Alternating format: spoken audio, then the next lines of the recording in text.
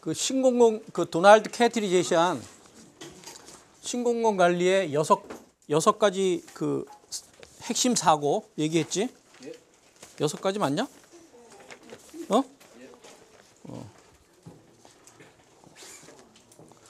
이제 근데 이제 그 부분하고 지금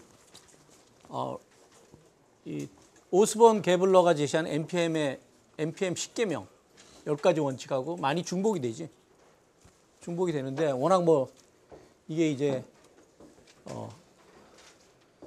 오스본 게블러가 제시한 10개명이 워낙 그 유명하다 보니까 이 부분을 또 안 하고 넘어갈 수 없기 때문에 설명을 하는 건데 우리가 이제 두 번째까지 설명했어, 그지? 세 번째 경쟁적 정부, competitive government. 그래서 이제 부제로는 injecting competition into service delivery. 서비스를 제공하는 과정에 경쟁을 주입해라. 서비스 제공자들 간에 경쟁하게 만들어라 이런 거지. 그치? 그래서 이 경쟁은 이제 경쟁의 차원은 경쟁 주체는 누가 다 되는 거지.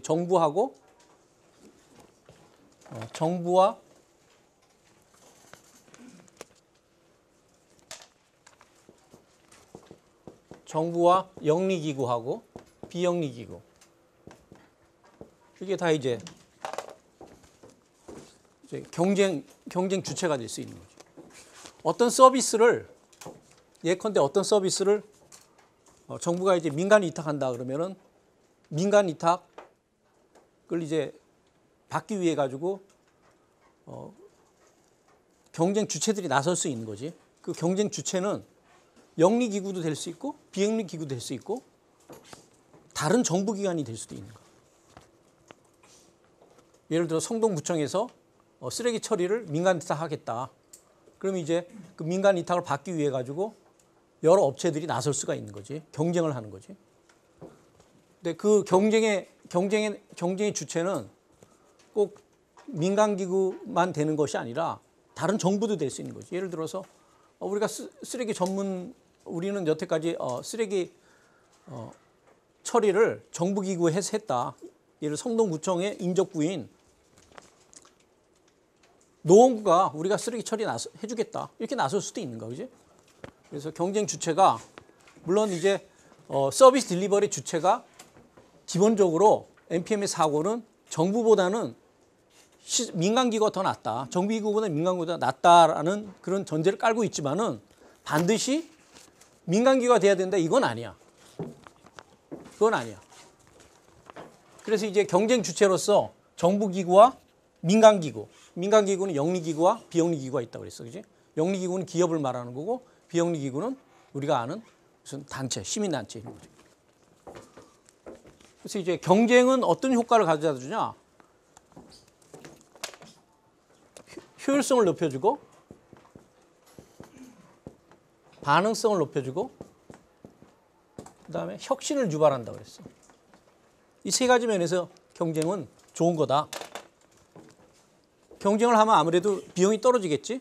비용이 절감되겠지?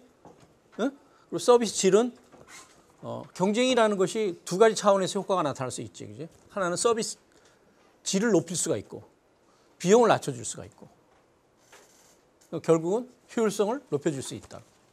경쟁을 하다 보면 어떻게 돼? 시민들한테 선택권을 부여할 수 있기 때문에 반응성을 높여줄 수 있다. 경쟁하다 선택권의 범위를 넓혀주는 거지. 그래서 반응성을 높여주고 경쟁하려고 그러면은 이기기 위해서 여러 가지 새로운 혁신적인 대안을 생각하게 되게 된다. 혁신을 유발한다. 그래서 이제 경쟁적 정부를 이제 개혁 처방으로서 이게 다 처방이야. 개혁 처방. 정부가 이렇게 변해야 된다. 네 번째로는 이제 미션 드리븐 거버먼트. 그래서 임무가 중심이 되는 정부 이렇게 하는 거예요. 드리븐은 그렇게 해석하면 돼. 임무가 중심, 주어진 어떤 조직에 주어진 임무가 있을 거 아니야, 그지? 그 임무가 중심이 되는 정부. 그걸 갖다가 이제 대조되는 거, 임무하고 대조되는 용어가 뭐냐면 룰이야. 룰 드리븐, 규정이 중심이 되는 조직을 변혁시켜서 임무가 중심이 되는 정부로 만들어라, 이런 거지.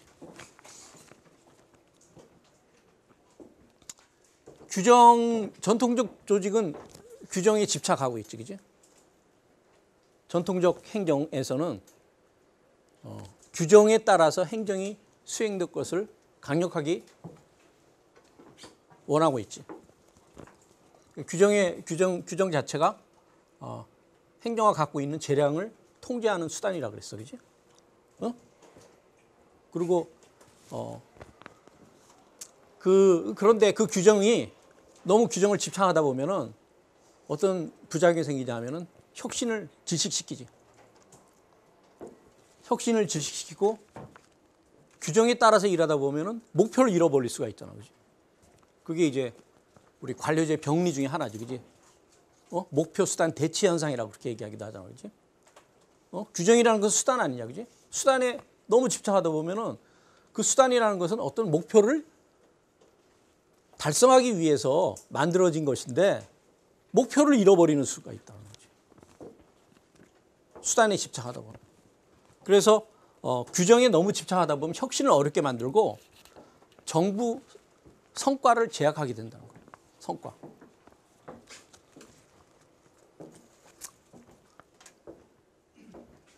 그렇기 때문에 이제 퍼블릭 엔터프레너는 공공기업가는 또는 공공관리자는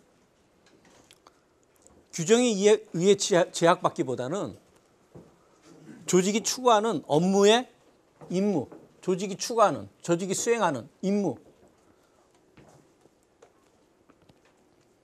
달성하는 데 초점을 두게 만들어야 된다, 이거죠.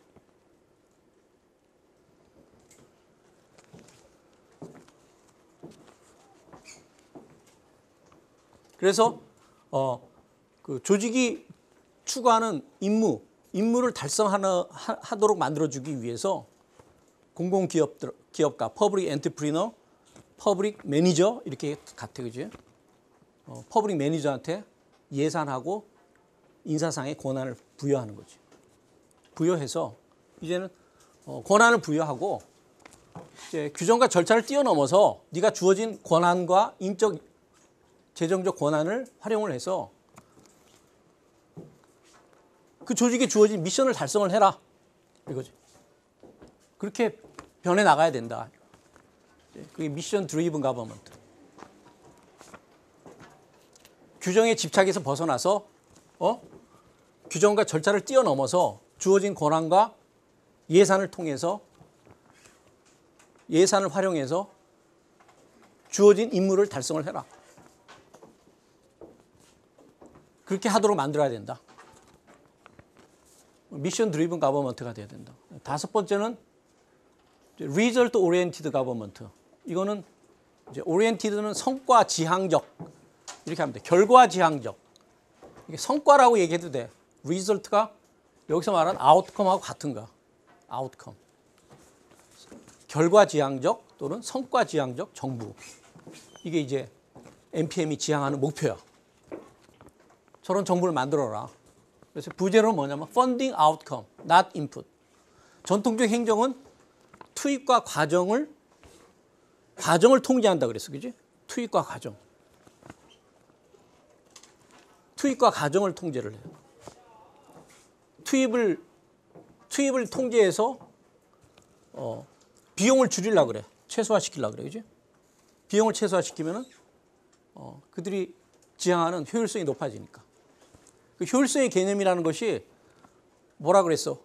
전통적 행정에서는 산출 대비 비용이라 그랬어, 그지? 그럼 비용을 줄이면 어떻게 돼? 효율성 올라가는 거지. 효율성이라는 개념이 같은 efficiency인데 전통적 행정에서는 코스트, 산출 대비 코스트의 개념으로 쓰여지고 신공공 관리에서는 어떻게 쓰여진다 그랬지?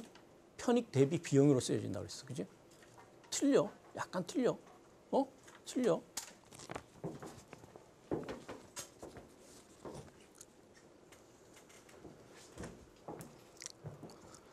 그 전통적 행정에서는 정부가 주어진 일을 수행하는 데 사용된 공공자원, 인풋, 그지? 공공자원, 예산, 이거 예산을 통제하려고 몰두하고 있지. 그런데 그러지 말고 이제 투입을 통제하려고 노력하지 말고 목표나 성과를 성취하는 데 초점을 맞춰라. 그 얘기야. 전통적 행정은 투입을 통제하려고 그러고 어떻게 돼? 성과에 대해서 사업을 통해서 달성될 수 있는 성과에 대해서는 별로 묻지를 않았어. 투입하고. 그래서 그들이 중요시 여기는 것은 재정 통제 이런 걸 중요시 여겨. 재정 효율성 확보. 비용을 적게 들여서 비용을 적게 주려고 그래 자꾸.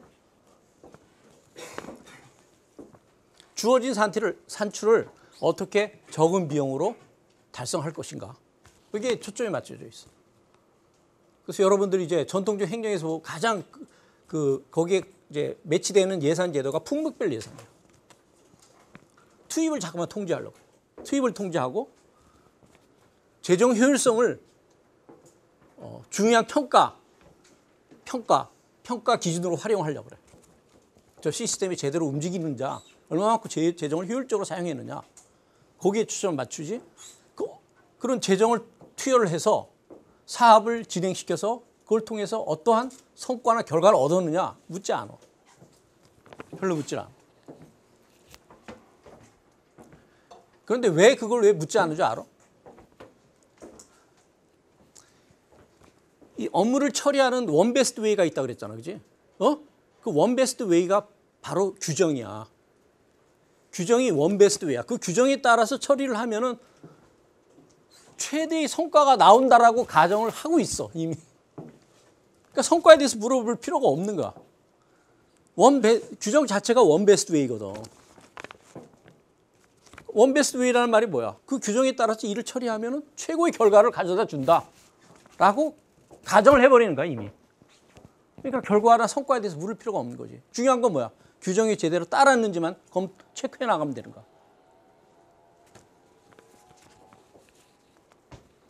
왜냐하면 규정 자체가 원베스트 웨이니까 최고의 성과를 내기 위해서 만들어진 절차와 프로토콜이니까.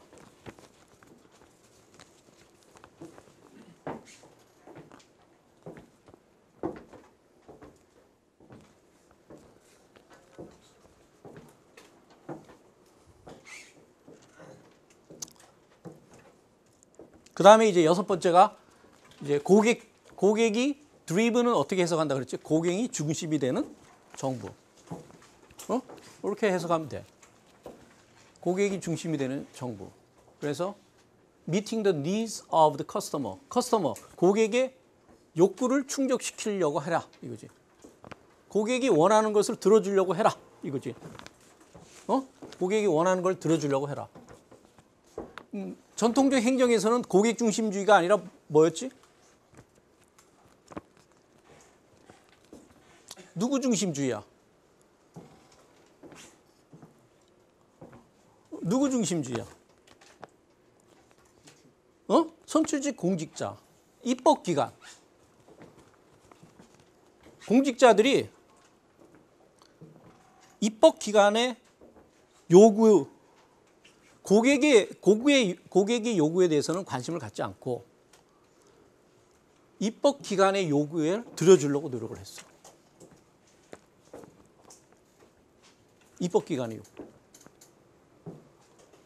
그리고 그럴 수밖에 없었던 이유는 정부기구가 입법조직으로부터 공공자원을 공급받고 있잖아. 전주야 전주. 입법기구가. 전주. 그들로부터 예산을 받기 때문에 그들의 요구에 민감하게 대응하는 것은 행정기구로서 당연한 의무라고 생각된 거죠.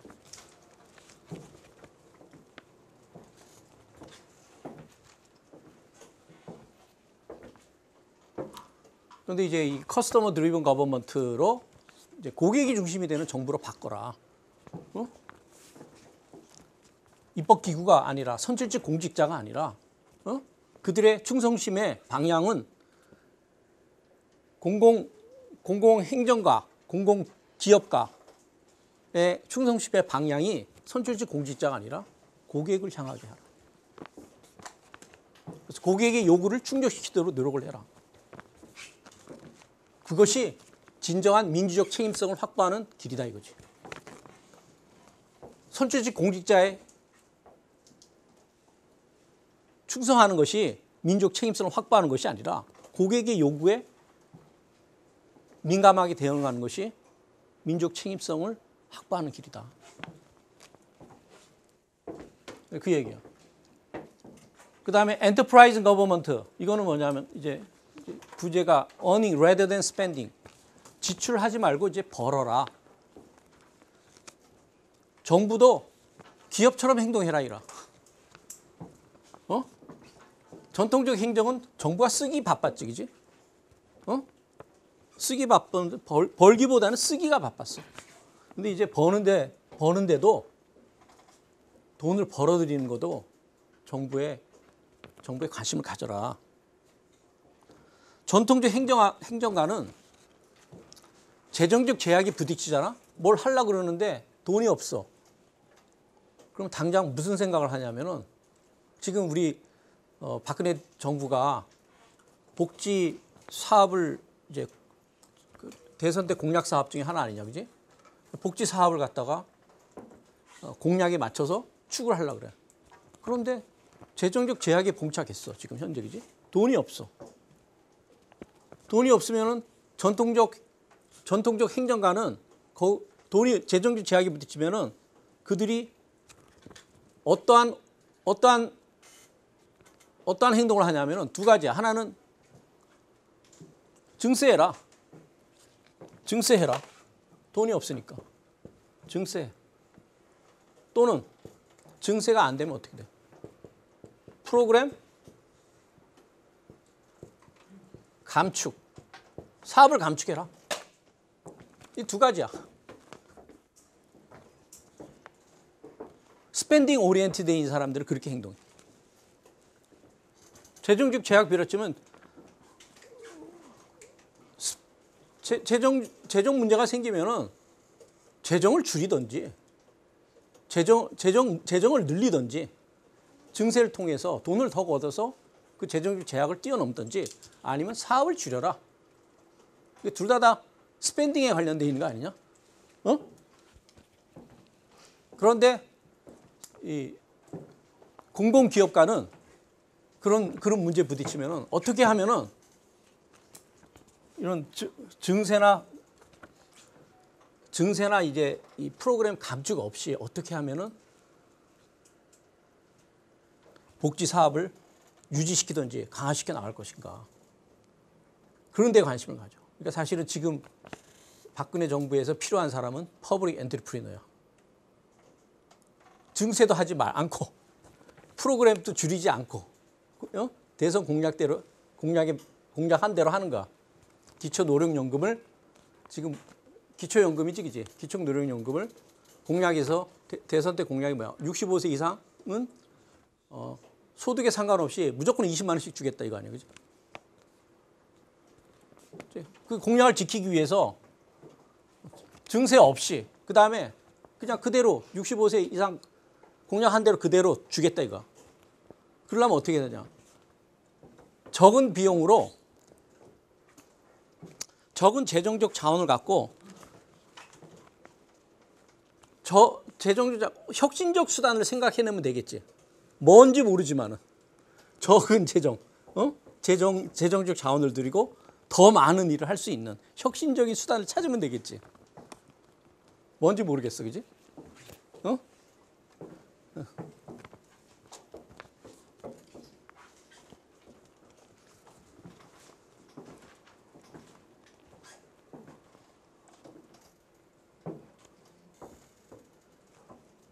대통령이 이렇게 물어볼 수 있지. 증세하지 말고 그다음에 공약대로 65세 이상한테 20만 원을 다 제공해라. 증세 없이.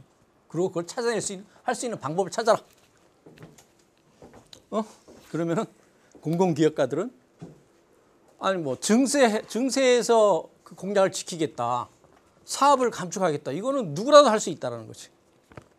누구나 할 수 있는데 공공기업가는 전통적 행정가하고 틀린 거는 그러한 상황에서 해법을 찾는다는 거예요.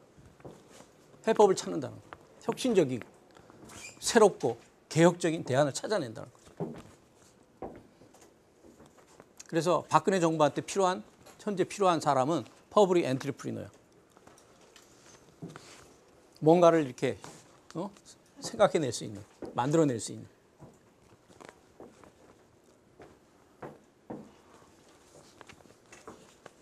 그래서 이제 투자도 할 수 있는 거지. 과거는 이제 전통적 행정가들은 재정 통제에 관심을 가졌기 때문에 이 주어진 돈을 무슨 성과를 내야 되느냐 이런 데에 대해서는 별로 신경 안 썼어. 그 돈 잘못 건드렸다가 손실이 나면은 내가 책임져야지. 이런 걱정 때문에 투자를 안 해. 그래서 공공기금이라든지 이런 것들이 투자 안 한 상태에서 그냥 은행의 예금 안전자산으로서 계속 보존이 됐어. 근데 공공기업가들은 기금이 있으면 그걸 활용하겠다 이거지. 활용해서 다른 데 투자할 수 있는 재원으로 키워나가겠다. 이런 마인드가 있는 거야. 그래서 사실은 선생님이 이제 이번 학기에 공공투자론 강의하는데 그 공공투자론 강의의 지적 기원을 지적 파운데이션에서부터 얻었어. Earning rather than spending. 이제 정부도 이제 세금을 지출하는 데만 신경 쓰는 것이 아니라 자기네들이 필요한 예산을 갖다가 스스로 만들어내야 될 거다 이거지. 그리고 만들어내기 위해서 여러 가지 혁신적이고 개혁적인 방안을 생각해야 된다 이거죠. 자기가 기존에 가지고 있는 기금이라든지 공금 같은 걸 활용을 해서 새로운 만들어내는 거지. 새로운 이제 재정 자원을 만들어내는 것은 꼭 이제 투자를 통해서 기존에 자신이 갖고 있는 공금이나 기금을 투자해서 만들어낼 수도 있고 또 다른 방법은 뭐냐면은 사용료를 통해서 요금이나 수수료 이런 거 있잖아. 요금이나 수수료를 통해서 필요한 재원을 만들어낼 수 있는 거지. 이제 요금이나 수수료 같은 건 어떻게 돼? 누구로부터 오는 거지? 고객으로부터 오는 거지. 입법기관이 아니지 이제는. 그지? 그러니까 어떻게 돼? 충성도가 입법기관으로부터 모든 예산을 받아 쓰는 것이 아니라 필요한 예산이 수수료나 요금으로부터 고객으로부터 직접 끌어들이기 때문에 충성도의 방향이 고객으로 이전할 수밖에 없는 거지. 단지 그냥 주어진 예산을 저 말은 뭐야? 압축해서 얘기해요. 주어진 예산을 어디에 쓸 것인가? 그리고 예산이 부족하면은 예산을 늘리는 방안을 찾을 것인가? 찾는 데 관심이 있었어. 전통적 행정가. 아니면 예산이 부족하면 프로그램을 잘라버리든지. 그것이 아니라 퍼블릭 엔트리프리너는 예산을 쓰는 것이 아니라 어떤 사업을 해야 되는데 그 사업을 소요되는 예산을 자기 스스로 벌어들이는데 투자를 통하든지 사용료 체제로 사용료를 도입하든지 고객들한테 요금을 부과하든지 사용료를 부과하든지 이런 식으로 해서 끌어들이는 데 관심을 갖고 있다는 거야. 그런 방향으로 정부를 개혁시켜 나가야 된다. 그거야. 그다음에 이제 이건 뭐 별별로 없는 건데 anticipatory government 이거는 이제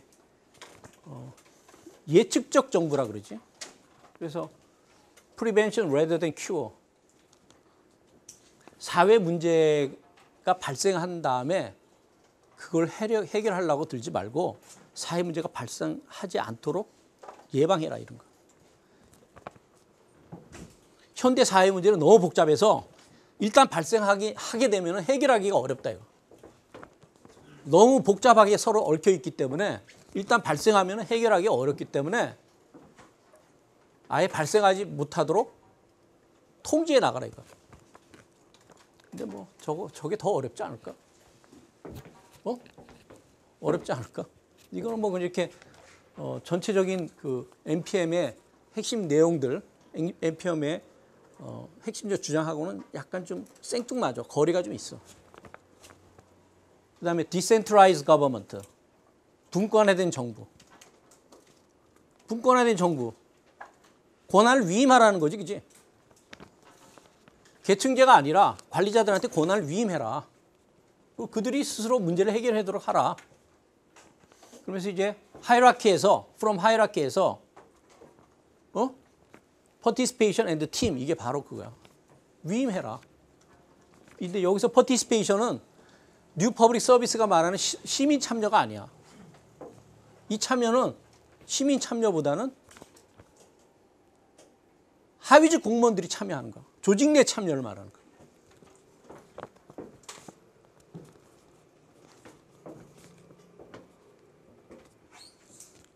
하부 조직에 또는 관리자들한테 권한을 대폭 위임해서 그들이 문제를 해결하도록 만들어라. 이런 거.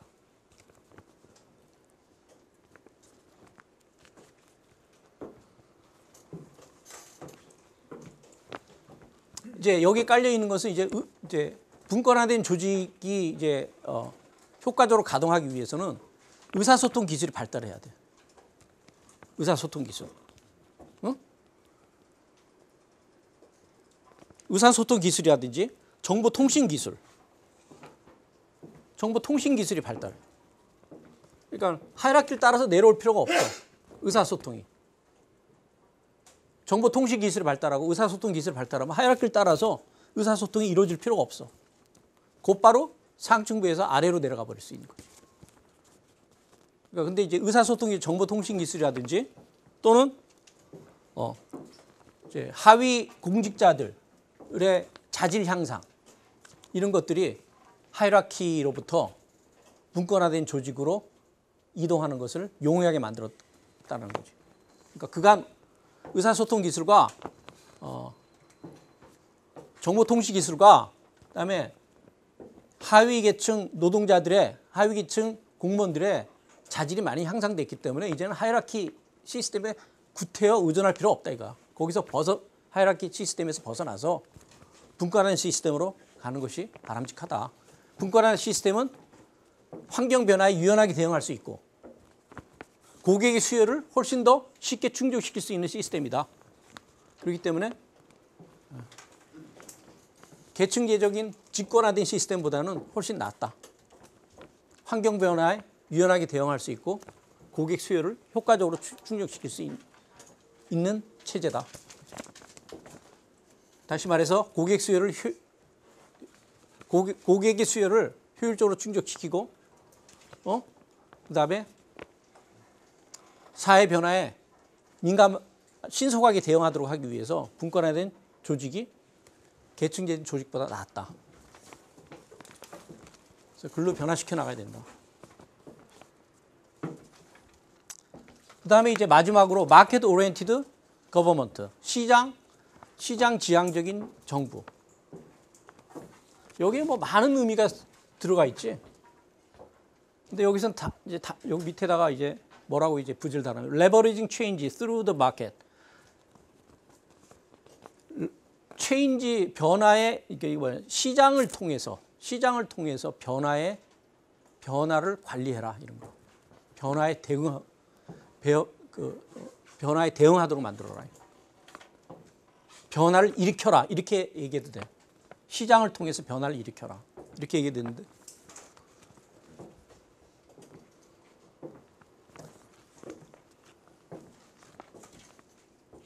그 전에는 마켓 오리엔티드 시장 지향적인 정부가 아니라 전통적 행정에서는 마켓 오리엔티드가 아니라 뭐지?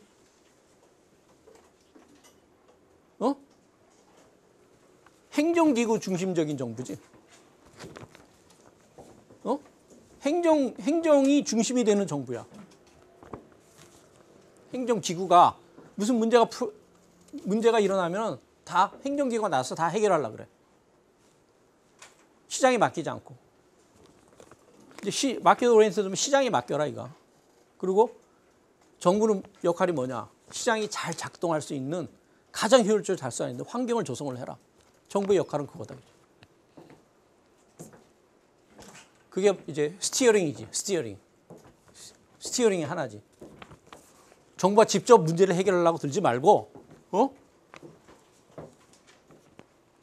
정부 이후에 그 문제를 해결할 수 있는 제3의 기관이 민간기구나 또 다른 정부 기구가 해결할 수 있도록 시장 환경을 시장이 가장 작동할 수 있는 그런 환경을 조성하는데 정부는 초점을 맞춰라.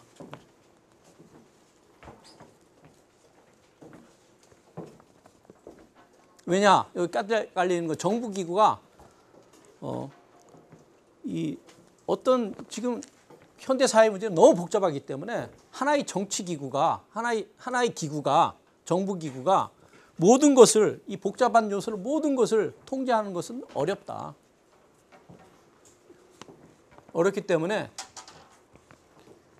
어떤 그 원 베스트 웨이에 따라서 시장을 일어나는 어떤 문제를 갖다가 해결하는 것은 어렵다. 상황에 따라서 다른 방법들이 만들어져야 되는데 멀티플 원 베스트 웨이가 만들어져야 된다는 거야. 상황에 따라서 원 베스트 웨이는 틀리다 이거지. 그걸 갖다가 하나의 원 베스트 웨이로 다 해결하려고 그러니까 부작용이 생기는 거지. 멀티플 원 베스트 웨이를 상황에 따라서 원 베스트 웨이가 틀리고 최선의 방법은 틀린데 그것을 미리 다 예단할 수 없다는 거야. 미리 다 알아서 프로그램화 시켜서 규정으로 만든다든지 프로그램화 시킬 수가 없다는 거야. 시장에 맡기고 시장이 알아서 그 상황에 따라서 최선의 방법을 창출해낼 수 있도록 만들어라는 거야. 그리고 그 시장이 그런 상황에 따라서 최선의 방법을 만들어낼 수 있는 그 환경만 조성해 주라 이거. 환경만. 정부가 할 수 있는 일 그게 베스트다. 그런 의미야. 이해됐니? 이제 구체적인 처방 이것도 이제 중복이야 계속 사실은 중복이야. 여태까지 얘기했던 것이 개혁 처방 이미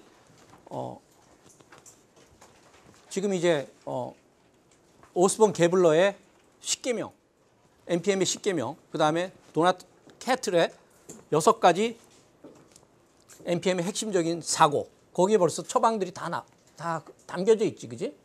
근데 그걸 다시 이제 한 번 더 정리를 하면은 이제 NPM이 이제 신공 관리가 개혁이 보다 적극적으로 받아들여진 나라는 앵글로색슨 국가라고 그랬어, 그지? 우리가 얘기하는.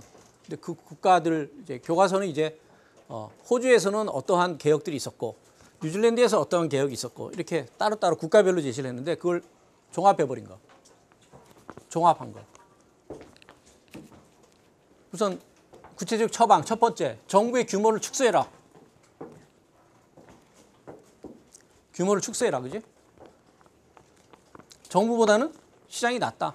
시장에 맡겨라. 규모를 축소하고 정부는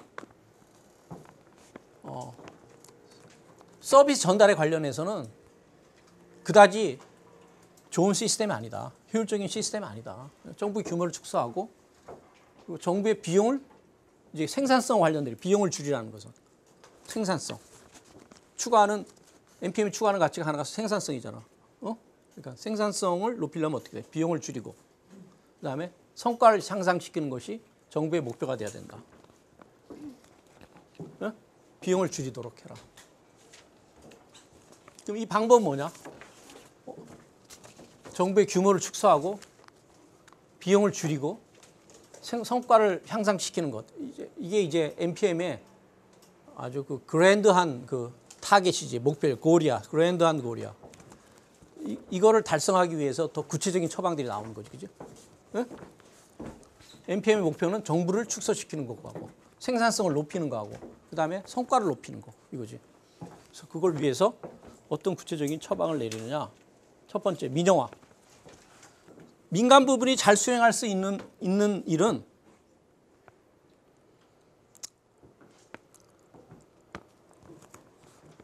민간 부분이 잘 수행할 수 있는 정부의 기능이나 활동은 민간 부분으로 이전해라 이거지. 민영화. 그럼 정부가 축소되겠지. 네? 규모가 줄어들겠지. 그 정부의 비용이 또 줄어들겠지. 민영화시켜라.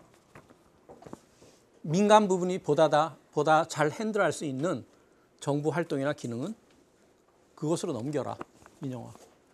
그 다음에 이제 불가피하게 넘길 수 없는 공공 부분의 활동이나 기능은 그러한 활동이나 기능을 수행하는 데 있어서 시장 압력을 받도록 해라.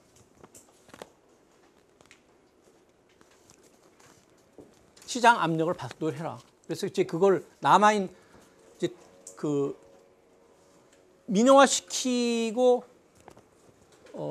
불가피하게 민영화시키지 못하는 것들은 시장 압력을 받도록 해라 이거.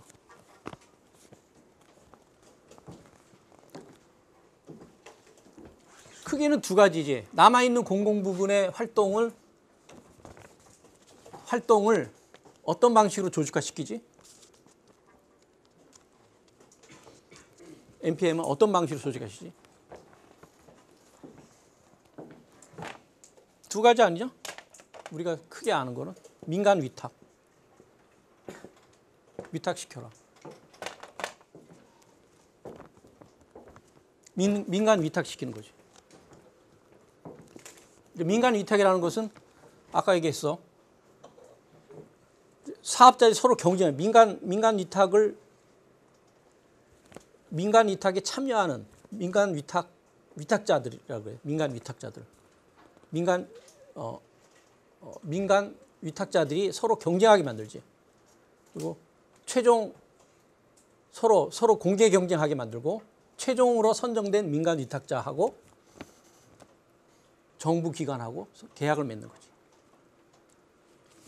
그지? 그렇죠? 그러면 이 민간 위탁 잘 봐봐. 어떠한 시장 기제가 작용하고 있는지. 쓰레기 처리 업무를 이제 성동구청이 민간 위탁 시키려고 그래. 그럼 이제 그 쓰레기 처리 업무를 수탁해서 그 사업을 수행하려고 하는 업자들이 쫙 나선다고. 서로 공개 경쟁이 되는 거야. 그지? 그걸 이제 competitive tendering이라고 얘기해. competitive tendering. 공개 경제 입찰이야. 공개 경쟁을 시키는 거지. 그 다음에 최종적으로 경쟁을 시켜 우선 민간 위탁을 하는 과정을 잘 봐봐. 사업자들이 경쟁을 시켜. 민간 위탁을 받아서 사업을 수행하려는 그 사업자들 간에 경쟁을 시켜. 그 사업자들은 영리기구도 될 수 있고 비영리기구도 있을 수 있고 정부기구도 될 수 있다고 그랬어. 그죠? 경쟁을 시켜. 그러면 선정된 그 중에서 딱 봤을 때 어떤 업체가 제일 낫겠더라. 어떤 비용적인 측면에서 또는 성과적인 측면에서 여러 가지 그 크게 두 가지지. 그지? 비용, 성과 두 가지 요소를 고려해 봤을 때 최고로 낫겠더라. 그래서 경쟁을 시켰는데 하나를 선택을 했어. 그러면 그 선택된 업체하고 그다음에 이 성동구청하고 민간 위탁을 하기로 결정한 정부 부서하고 뭐하니? 계약을 맺지. 자, 우리가 너한테 2년 동안 쓰레기 처리 업무를 당신한테 맡기겠다. 그리고 당신이 우리한테 약속한 대로 그러한 기준에 따라서 쓰레기 처리를 해달라. 이렇게 계약을 한다, 그지? 그리고 만약에 그 계약을 위반할 경우에는 어떠한 제재를 가할 것이다. 그리고 쓰레기 처리 업무하는 과정에서 우리가 구청에서 우리 이러한 룰에 따라서 하기를 바라니까 그 룰은 반드시 규정을 지켜달라. 쓰레기 처리 업무를 1년에 하루에 한 번씩 해라. 라는 게 그 룰이 이제 그런 게 될 수 있지. 그리고 쓰레기가 많이 모이는 곳에는 하루에 2번 가라. 이렇게 얘기할 수도 있고. 그렇지? 그 룰이야. 그지? 계약을 하는 거야. 계약 안에 이제 다 들어가 있는 거지. 계약 조건이야. 그리고 그 계약에 맞춰서 업무 처리를 하지 못할 경우에 문제가 생기면 당신한테 책임을 묻겠다. 그 대신 그걸 잘했을 경우에는 우리는 당신한테 인센티브를 주겠다. 성과 인센티브, 성과 보수 또는 성과 페널티를 가하는 거야. 유인이. 그지? 성과 보수 두 가지 방향. 성과 보수를 주든지 성과 보너스를 주거나 성과 페널티를 가하는 거야. 이 유인이야. 이 세 가지가 바로 뭐냐 이게 시장 기제지. 시장에서 시장에서 거래 과정에서 시장의 주체들이 거래 과정에서 반드시 필연적으로 개입되는 요소들이지. 경쟁, 유인, 계약. 시장 경쟁에 압력을 받도록 해라. 이런 것들이야. 시장 기제가 지난번에 시장 경쟁에 압력을 받도록 다르게 표현하면 어떻게 했지? 시장 기제가 적용되도록 만들어라. 또 다르게 표현하면. 또 다르게 표현하면. 시장 동력이 분출하도록 만들어라. 이런 거지. 시장 에너지가 분출하도록 만들어라.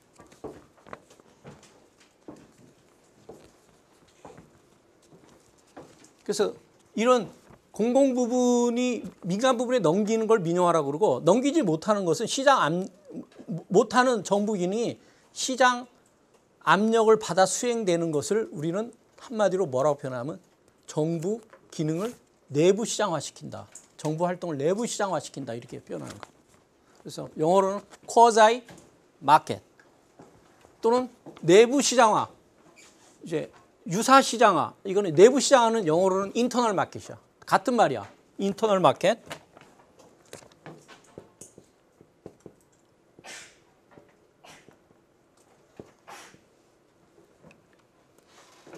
그 다음에 인터널이다, 그지? 인터널. 이게 내부 시장, 영어 마켓. 그 다음에 이걸 다른 말로 표현하면은 quasi 마켓. quasi라는 것은 이제 유사하지, 유사 시장화 시켜라. 완전 시장은 아니지.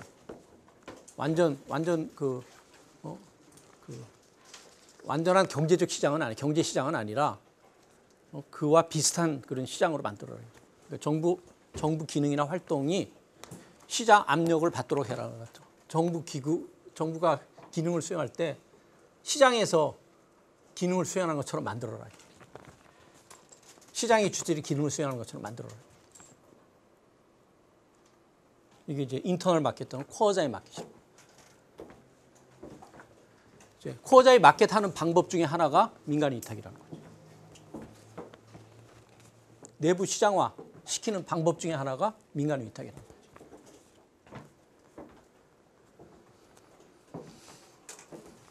그 다음에 이제 이거 말고도 책임 운영 기관 또 민간 이거야. 이제 내부 시장화 정부가 기능이나 활동을 수행할 때 시장에 참여하는 사람이 기능이나 활동을 수행하는 것처럼 만드는 거. 그렇죠? 그러니까 그럼 어떻게 시장가 적용하도록 만드는 거. 활동이나 기능을 수행할 때 시장 압력을 받도록 만드는 거. 시장 동력이 분출되도록 만드는 거. 알겠지? 그걸 내부 시장화 한다. 그러면 내부 시장화하는 방법 중에 하나가 민간 위탁이야. 그지? 민영하고 민간 위탁은 틀리다 완전히. 같은 말이 아니야. 이거 모르면 이건 안 되는 거야. 민영화는 완전히 넘겨버리는 거고 민간 부분에 넘겨버려. 그래서 문제가 생기면 어떻게 돼?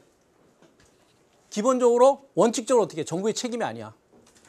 그렇지만 민간 위탁은 어떻게 돼? 문제가 생기면은 정부의 책임이야. 정부의 책임이야.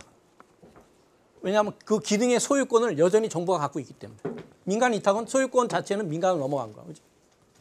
단지 근데 정부가 근데 완전히 책임을 자유로울 수 없어. 왜냐하면 관리 그 정부의 이제 이론적으로는 그렇지만은 그래도 문제가 생기면은 네가 왜 민영화 시켜서 그런 문제가 생겼느냐 이렇게 추궁할 수가 있는 거지. 그렇지만 이론적으로는 이제 책임으로서 완전히 벗어날 수 있는 방법이야.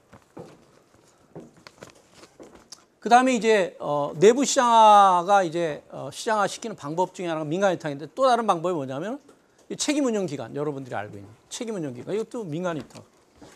책임 운영 기관.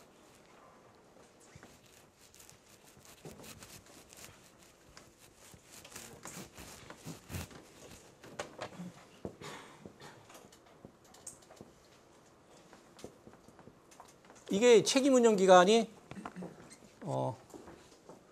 이것 여러 가지 단어로 쓰여. 우리나라에서는 책임 운영 기관. 그다음에 영국에서는 executive organization. executive organization. 그러니까 집행기관 이렇게 얘기하죠, 그지? 그 다음에 또 어떤 나라는 special operating organization, special operating agency 이렇게 또 부르기도 해. special operating agency, 특별 운영 기구 뭐 이렇게요. 그런데 이게 이제 공통적인 특징이 뭐냐면 이게 자율 조직이라는 거야. 자율적인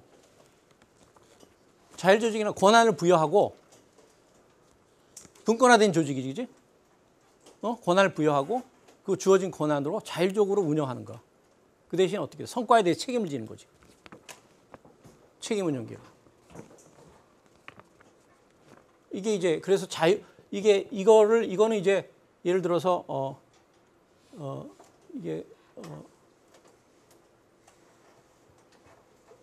이걸 전부 다 이게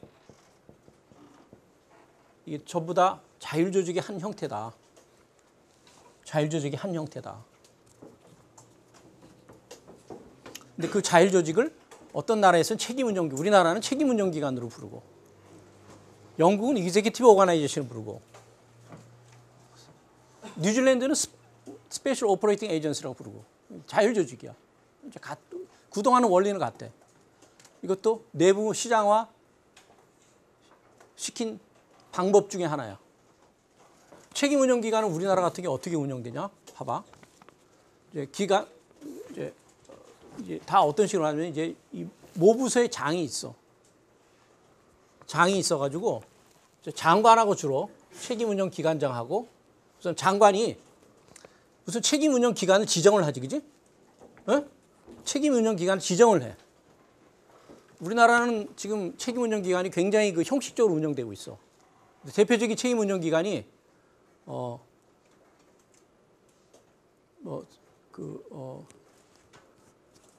면허 시험장 이런 거. 그다음에 국립극장. 이렇게 책임 운영 기관이에요. 책임 운영 기관을 지정을 해 우선. 지정을 하고 그러면 책임 운영 기관장을 국립극장 같은 경우에는 문광부 소속이지, 그지? 문광부 소속인데 장관 이제 책임 운영 국립극장장을 공개 공모를 통해서 선발을 해. 공개 책임 운영 기관장을 공개 모집을 통해서 선발을 해. 여러 사람들이 이제 지원을 하겠지. 그러면 어떻게 돼? 그들 간에 경쟁이 있는 거지. 그지? 경쟁. 경쟁을 해서 선발을 책임 운영 기관장으로 선발이 됐어. 그러면 장관하고 책임 운영 기관장하고 성과 계약을 맺어. 똑같아 지금, 그지? 그리고 제대로 하면은 성과 보수를 주고 제대로 못하면은 성과 페널티를 물어. 똑같은 원리지, 그지? 시장 기제가 그대로 작용하고 있지. 경쟁, 계약, 유인 다 들어가 있잖아.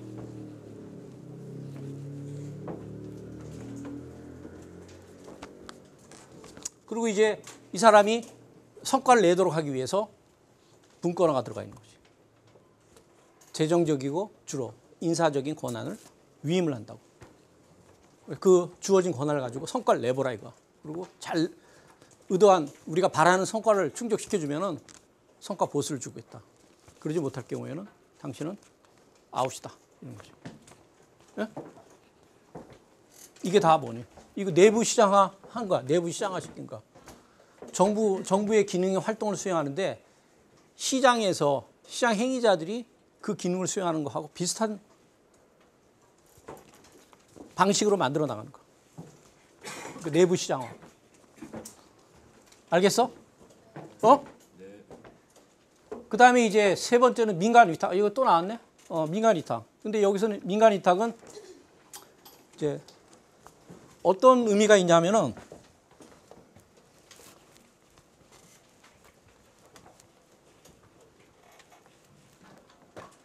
이제 그 앞에서 우리가 얘기했지. 우리가 스티어링. 로잉은 하지 말고 스티어링 해라 이거 아니야. 그지?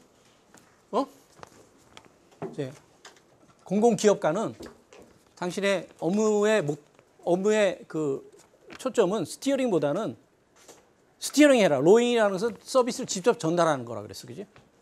그다음에 스티어링이 뭐야? 우리가 방향 잡기로 얘기하는데 크게 뭐가 포함되어 있다고 그랬지? 세 가지. 공공 서비스의 목표치를 설정하는 거. 목표 설정이지. 목표 설정. 그다음에 그 목표가 수행될 수 있는 혁신적인 방안을 창안해내는 거. 그지? 그다음에 그 혁신적인 방안을 어떤 한 방안을 선택해서 서비스를 수행하게 했을 때 그걸 제대로 수행되는지를 갖다 모니터링하는 거라고 그랬어. 알겠지? 그다음에 스탠다드를 설정하는 거. 그다음에 그 설정된 스탠다드를 효과적으로 달성할 수 있는 혁신적인 방안을 만들어내는 거. 그리고 그 혁신적인 방안대로 서비스를 집행해 나갔을 때 그 제대로 의도한 결과가 나오는지를, 의도한 성과가 나오는지를 갖다가 모니터링하는 거라고 그랬어. 그게 스티어링이라고 그랬어. 의미가. 그지? 근데 이제 이 민간 이탁이라는 것은 서비스 전달이라고 그랬어. 서비스 딜리버리. 전달 누가 하지?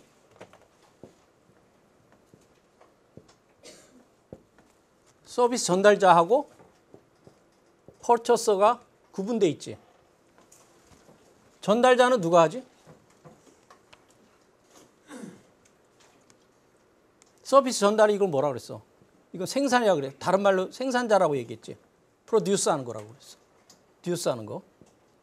이거는 구입자는 뭐야? 프로바이더라고 그랬어. 이거 좀 헷갈리는 사람이 있더라고. 딜리버리나 프로듀스는 어떻게 돼? 민간 위탁자로 선정된 사람이 하는 거지. 그지? 민간 위탁자로 선정된 사람이 서비스를 생산해서 전달하는 역할을 하는 거지. 그지? 쓰레기 처리 업무를 하는 거지. 그 처리 업무 하는 게 뭐야? 생산해서 쓰레기 처리 업무 전달하는 거 아니야. 그지? 서비스 전달하는 거야.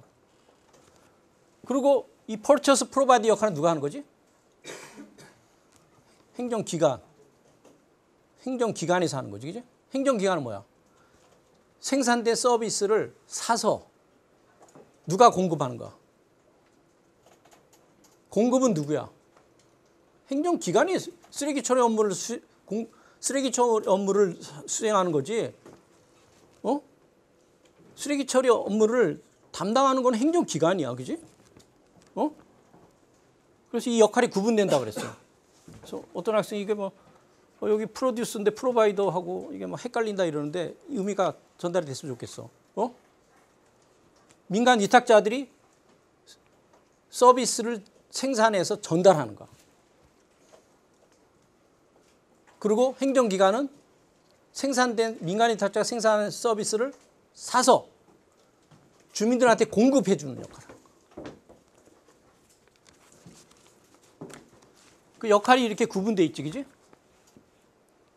그러면 이게 이제 역할이 구분된다는 건 뭐냐면은 서비스 전달을 로잉은 정부는 안 한다 이거지.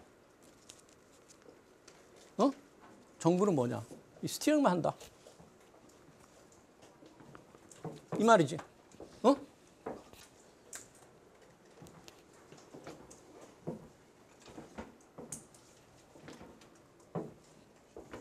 민간 위탁이라는 것이 정부가 로잉을 안 하고 스티어링을 한다라는 것을 보여주는 예야, 그지?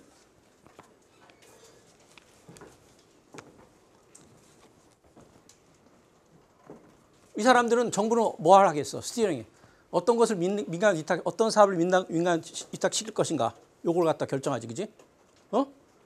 그리고 그 민간 위탁되는 사업들이 어떻게 어느 정도의 그런 서비스 민간 위탁을 통해서 지향하는 목표, 그지?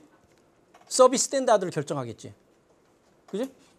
그 다음에 그 민간 위탁사 그 민간 위탁이 어떤 식으로 진행되는지를 갖다가 방안을 우선 민간 위탁 이렇게 어떤 사업을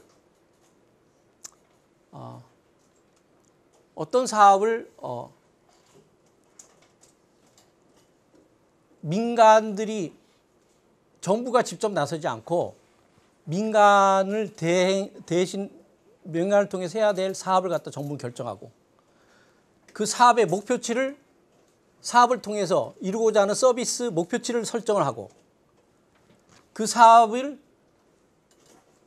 민간들이 잘 수행할 수 있는 방법을 고안해내고 민간이 실제 그 사업을 수행했을 때 제대로 수행하는지를 갖다 모니터링하는 거지.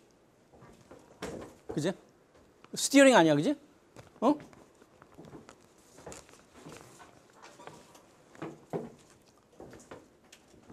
그래서 이제 민간 위탁이라는 것이 이제 서비스 전달자하고 서비스 위탁자하고 이렇게 구분하는 건데 역할이 완전히 구분되는 거 아니야, 그지? 근데 이제 그것이 뭘 의미하느냐? 정부는 스티어링만 한다. 로잉 안 한다. 이제 스티어링에 초점을 맞추겠다. 그것을 보여주는 거야.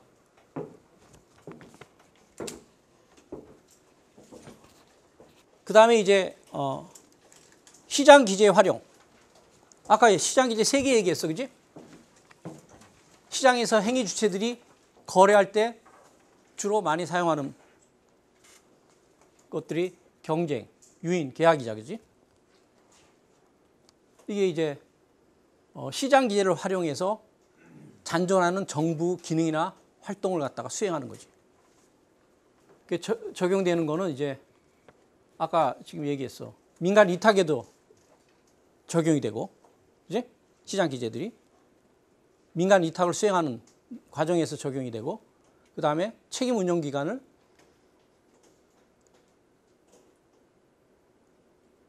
설립해서 운영하는 과정에서도 적용이 되고, 그지? 심지어 뉴질랜드 같은 경우에는 관리자하고 부하 직원들하고도 적용이 돼.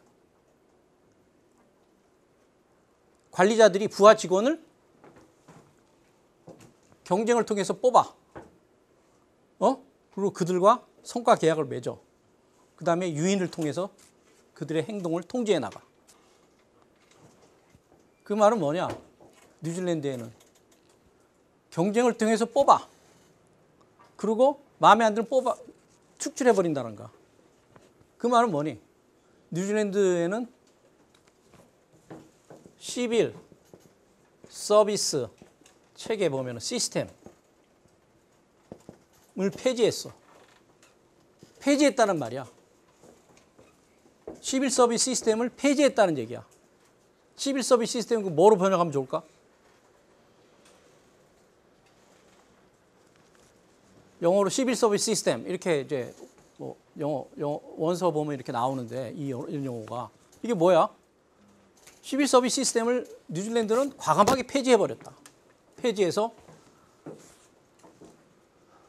관리자가 조직의 관리자가 부하 직원을 고용하는 데 있어서 경쟁을 통해서 고용을 하고 그들과 성과 계약을 체결하고 성과 계약을 충족시키지 못할 경우에는 쉽게 해고할 수 있게 만들었다. 이런 말이거든. 그럼 시빌 서비스 시스템이 뭘 의미할까?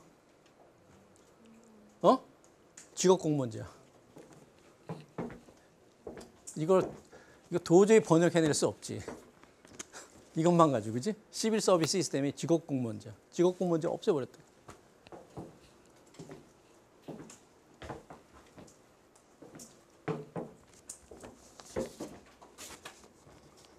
직업 공무원제가 시장 기재하고는 전혀 상관이 없는 시스템이지. 시장 기재 오히려 반하는 시스템 아니냐? 못해도 그냥 시간이 지나면은 승진하잖아. 능력이 없어도 정년 될 때까지 못 자르잖아. 굉장히 반시장적이지. 그리고 성과를 낸 사람이나 내지 못한 사람이나 월급이 똑같아. 그런 거 아니냐? 근데 직업 공무원제하고는 관련이 없는 저기 봐. 공무원제가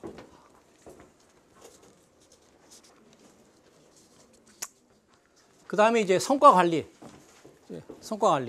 퍼포먼스 매니지먼트. 성과 관리라는 것은 우리가 어떻게 정의되느냐?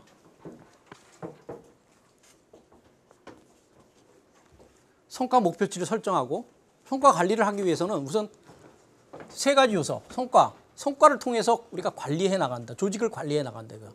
성과를 중심으로 조직을 관리해 나간다. 이런 의미 아니냐, 그지? 그냥 그 성과 관리라는 단어가 시사하는 그런 의미는 그거 아니지? 성과를 중심으로 해서 조직과 공무원들을 관리해 나갔다. 이거 아니야, 그지? 그러면 성과 관리를 하기 위해서 뭐가 필요하니, 우선? 성과 목표치를 설정해야 되지. 그 다음에 두 번째 필요한 거.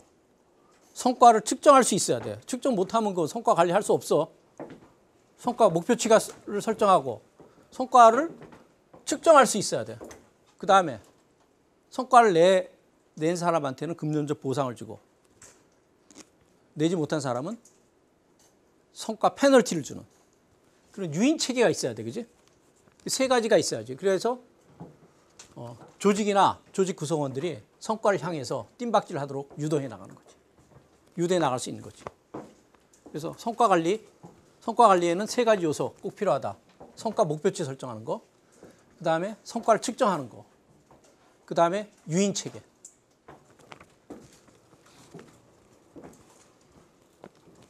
이 성과 관리를 처방을 하는데 성과 관리가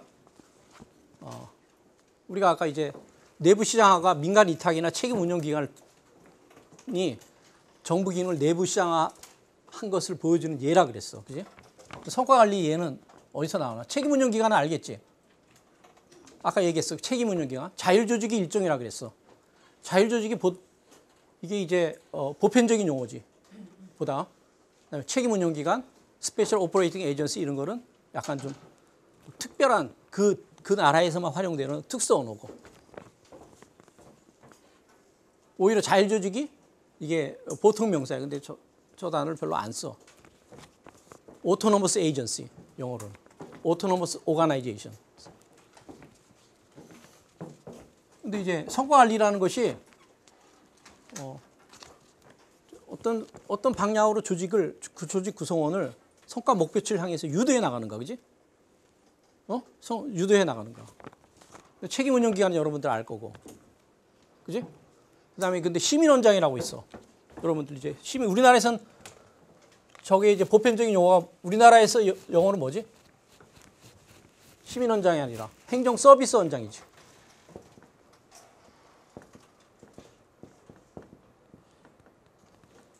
그다음에 저거 시민원장이라는 것은 저것도 이제 꼭 보편적인 용어라고 얘기할 수 없는데 요거는 영국에서 시린 차터.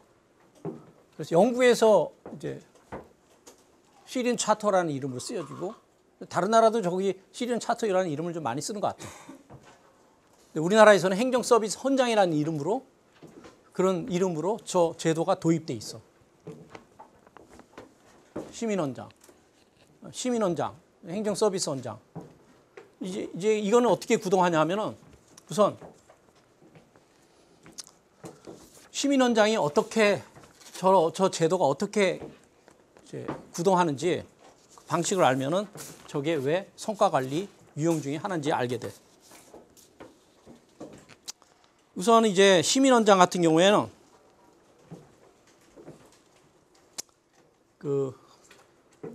이것도 마찬가지야.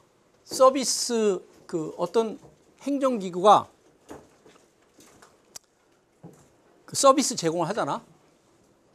어떤 행정기관이 서비스를 제공하는데 그 행정기관의 서비스의 목표치를 설정을 해, 우선.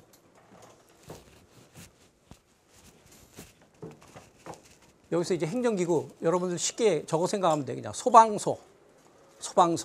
소방서가 시민원장을 이제 자기네들이 이제 만들어서 공표를 하는 거야.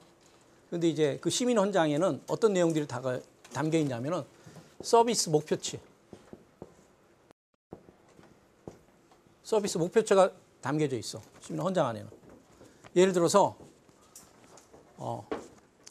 불이 나면은 우리는 어느 장소에서 불이 나든지 간에 30분 안에 달려간다. 이게 서비스 목표치야. 서비스 스탠다드라고. 5분 안에 달려가겠다. 이것도 될 수 있는 거지, 그지? 이제 소방서 말고 그 911, 119도 이제 그거 서비스 선장 같은 게 있을 거 아마. 행정 서비스 선장. 구조 요청이 오면 5분 안에 달려간다. 이게 서비스 목표치야. 근데 이 서비스 목표치를 주로 행정기구가 혼자 설정하는 것이 아니라 주민들한테 의견을 물어봐. 어떤 문제가 생겼을 때, 불이 났을 때, 그 다음에 구급차를 보내야 될 때 얼마만큼 달려가면 당신네들 만족하겠는가. 설문조사를 통해서 물어봐. 시민들의 의견을 수렴을 해서 서비스 목표치를 설정을 해. 행정기구가. 그 다음에 서비스 목표치를 설정하고 어떤 사건이 벌어졌을 때 실제로 얼마만큼 몇 분 안에 달려갔는지를 갖다가 그 정보를 공개를 해. 정보 공개. A 지역에서 불이 났어. 딱 그래서 콜이 와서 뛰어갔는데 30분 안에 도달하는 경우도 있지. 그러면 27분 안에 도달했다 이렇게 정보 공개하고 못 도달하면 30분에 35분 걸렸다 공개를 해. 정보를 공개를 해. 서비스 집행에 관련된 정보를 공개를 하는 거야.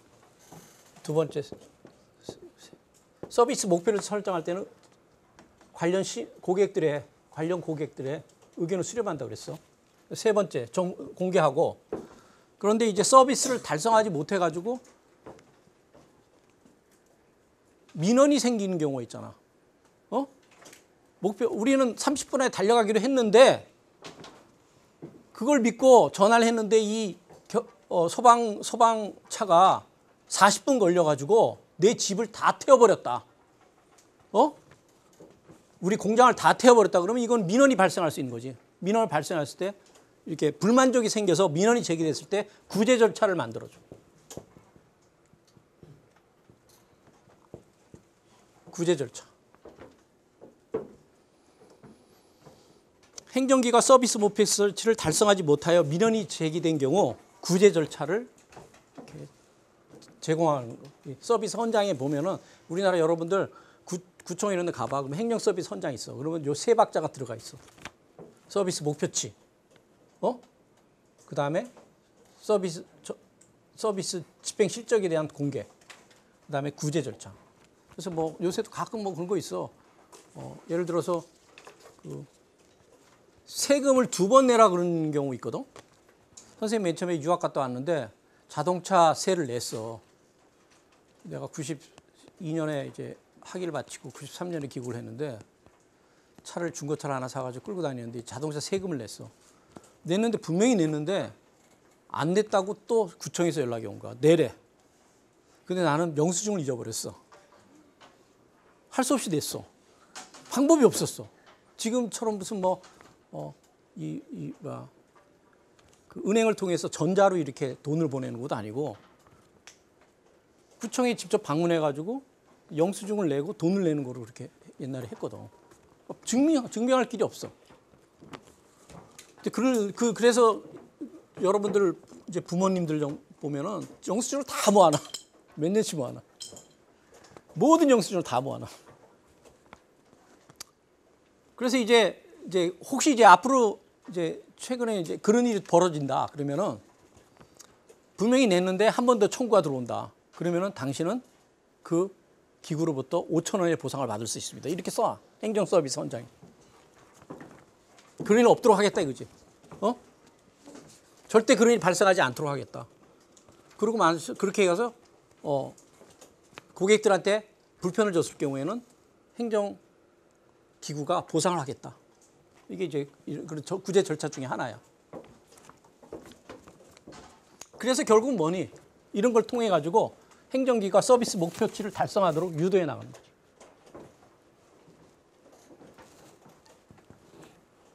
주민이 원하는 방역, 고객이 원하는 그 서비스가 전달될 수 있도록 고객이 원하는 그런 서비스가 전달될 수 있도록 관리해 나가는 거지.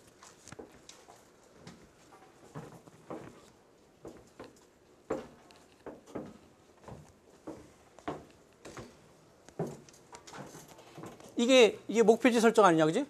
정보 공개니까 뭐냐? 측정했다는 거지. 구제 절차라니까 뭐야? 유인이지.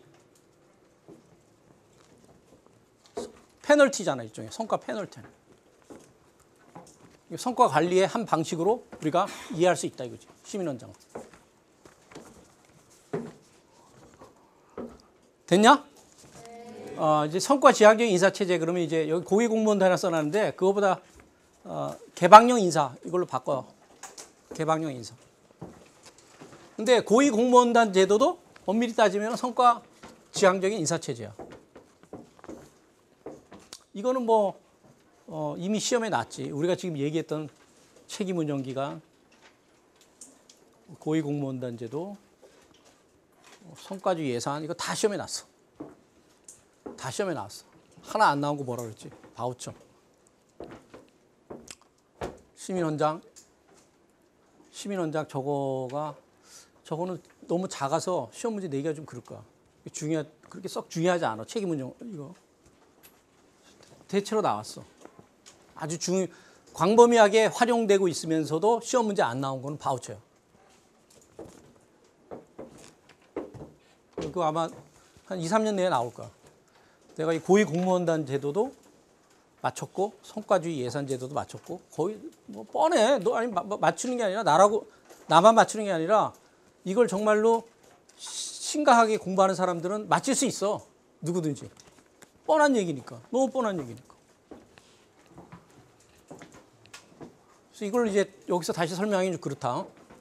성과지향적 인사체제로 개방형 인사. 폐쇄형 인사하고 대비되는 거지, 그지? 개방형 인사도 어떻게 해? 경쟁이 들어가 있고, 그지? 그 다음에 계약이 들어가 있고, 개방형 인사를 통해서 책임운영 기관장을 뽑는 거야, 그지? 뽑는 게 개방형 인사, 책임운영 뽑는 과정이 개방형 인사와 같은 거라고, 그지? 폐쇄형 인사가 아니잖아. 폐쇄형 인사는 어떻게 내부 조직에서 이렇게 승진하는 거지. 밑바닥에서 위로 승진하는 거고, 개방형 인사는 외부로부터 경쟁 그 자리에 외부의 인사들이 정부기관의 자리에 이제 경쟁해서 들어올 수 있게 만드는 거지. 그래서 그다음에 이제 예산 체제의 도입, 성과주의 예산 이런 것도 다 이런 뭐 개방형 인사라든지 성과 지향적인 인사 및 체제 및 예산 체제의 도입 이거지. 인사 체제와 예산 체제의 도입 이것도 다 신공공 관리 개혁가들이 제시하는 처방 중에 하나다.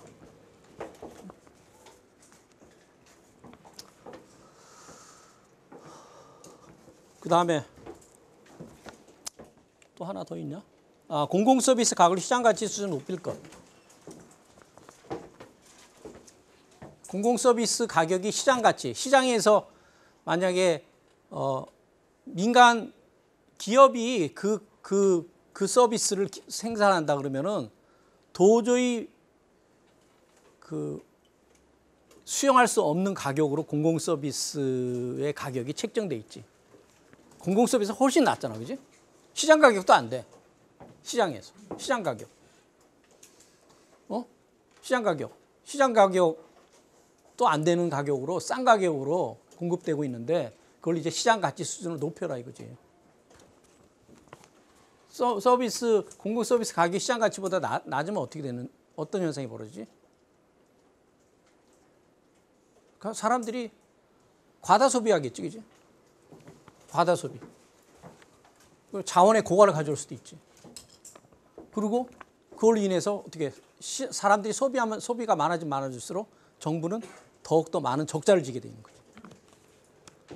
그래서 지금 요새 언론에서 가끔 나오는 거 수도요금 올리라는 거 지금 나오지, 그지? 수도요금이 시장 가격보다도 훨씬 밑에 있으니까 시장 가격 수준으로 서서히 올려라. 그러지 않으면 물 고갈 사태를 우리가 피할 수 없을 것이다. 그리고 정부 그다음에 이제 뭐 공공요금 이런 것도 다 마찬가지잖아, 그지? 공공요금, 전기료, 그다음에 뭐 지하철 요금 이런 거 다 마찬가지. 공공 서비스 가격이 너무 낮으니까 과다 소비가 과잉 소비가 일어나고 그걸로 인해서 정부의 적자가 늘어난다. 그걸 궁극적으로는 시장 가치 수준을 높여야 된다.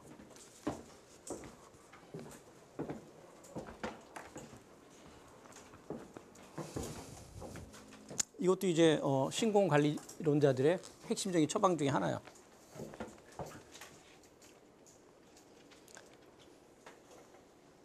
기여미 비판.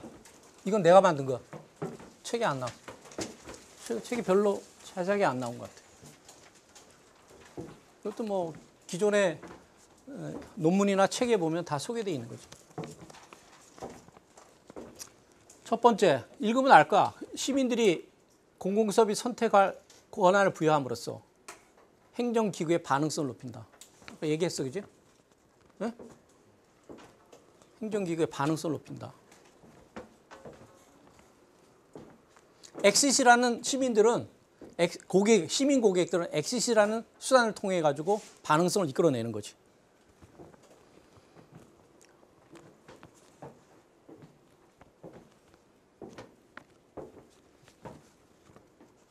이 바우처 같은 경우는 이거 적용되잖아. 바우처 가지고 자기가 원하는 데 가가지고 원하는 서비스를 받는 거.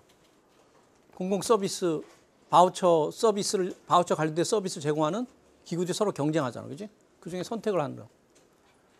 어느 한 제공업자한테 가서 그 서비스가 마음에 안 들면 엑시스를 통해 가지고 다른 서비스 업자로 가서 구매해 버리니까.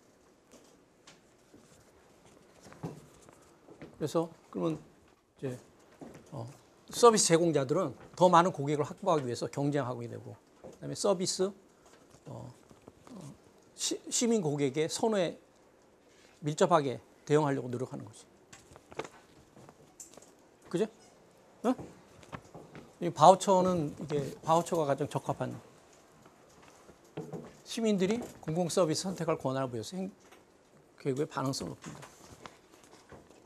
그다음에 아까 경쟁의 매력이 뭐라 그랬지? 행정 비용을 줄이고 서비스 질을 높인다. 경쟁은 이제 반응성하고도 관련돼 있지, 아까. 효율성. 요거는 이제 효율성에 초점을 맞춘 거지, 그죠? 비용을 줄이고 서비스 질을 높인다. 효율성에 관련되는 거. 아까 경쟁의 세 가지 효과 그랬지. 그걸 그대로 써도 상관없는 거지. 행정의 효율성을 높이고, 행정의 반응성을 높이고, 행정의 혁신을 지향하게 만든다. 그것도 이제 기여점이라고 얘기할 수 있는 거죠. 여러분들 응용하면 돼. 꼭 이것만 무슨 뭐 기여라고 얘기할 수는 없는 거야. 대충 쓴 거야.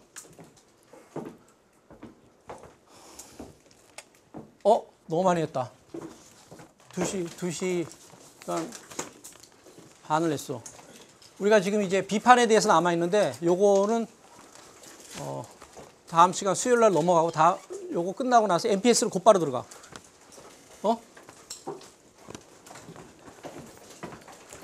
자, 수고했어.